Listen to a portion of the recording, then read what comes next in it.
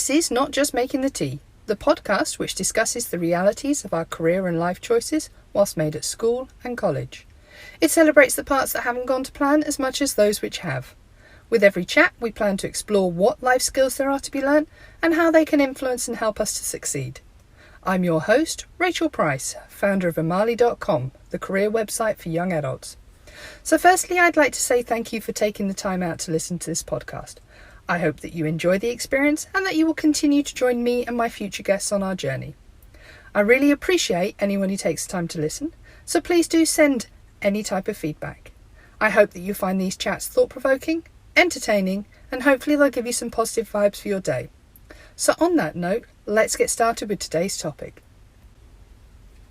Developing success habits. Psychologists estimate that 40% of all our behaviour is governed by habits, formed by our subconscious mind. In other words, we often run on autopilot. Much of our success or failure is down to our habits. Let's look at the habits of successful people. First, they tend to be early risers.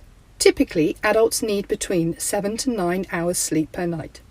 If you often feel tired through the day, take a look at your bedtime routine. Getting into the habit of going to bed and getting up at the same time every day. Even moderate sleep deprivation cuts the average person's response time by up to 50%, so aim for quality sleep. Point 2. High achievers make reading, learning and general self-development a priority. Aim to read at least one non-fiction book per month.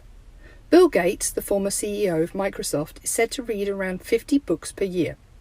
Expose yourself to new ideas and learn from other people's mistakes. Successful people are also willing to admit that they don't know everything. You can always pick up new skills and set a new course for the future. They are willing to analyse their failures and reframe them as learning opportunities. Point 3. Journaling. This can be a great tool towards self-improvement, as it helps you gain an insight to your strengths and weaknesses.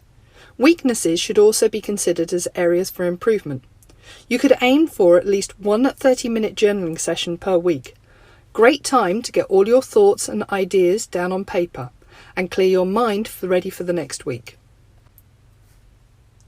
Point 4. Along with getting enough sleep, regular exercise and a good balanced diet are key habits to form. They will provide you with the energy to get through the day. People who choose fruit and vegetable over high-fat options report higher productivity at work and study. Changing your diet entails breaking a lot of formed habits. For example, you may have formed the habit of reaching for an unhealthy snack mid-afternoon. You need to anticipate your personal pitfalls and come up with an alternative that doesn't take much effort. For instance, you could bulk buy healthy snacks to eat, or you could set an alarm on your phone to remind you to take a quick afternoon walk. You should also aim to get 30 to 60 minutes of moderate exercise 5 days a week. If you frequently feel overwhelmed whilst you are studying or working, you probably need to develop 2 new habits. Learning to prioritise your workload and tasks and saying no to unreasonable requests. Plan each day the night before, the upcoming week on a Saturday night, and a month a few days before the new month starts. Experiment with diary apps which also will allow you to write down your to-do lists, share your work with others, and remind you of upcoming events and deadlines. Set intelligent goals using the SMART acronym. So these are specific, measurable, achievable, relevant, and timely. Regular meditation and mindfulness exercises will give you the tools you need to maintain calm in a stressful situation. Stabilise your mood, especially if you're feeling overwhelmed. Neither of these techniques are complicated, but they require consistency in practice to ensure that they become habits and that you shall gain the most from them. Begin by getting into the habit of meditating for 5 minutes each morning. After a few days, you can then increase this by a few minutes, working up to a 20-minute daily practice. Meditation is excellent for anyone who is anxious. Research has shown that 60% of sufferers feel markedly better after meditating regularly for 6 to 9 months. Do not try to change all of your habits at once, because you are likely to feel overwhelmed. It takes an average of 66 days for a new habit to stick.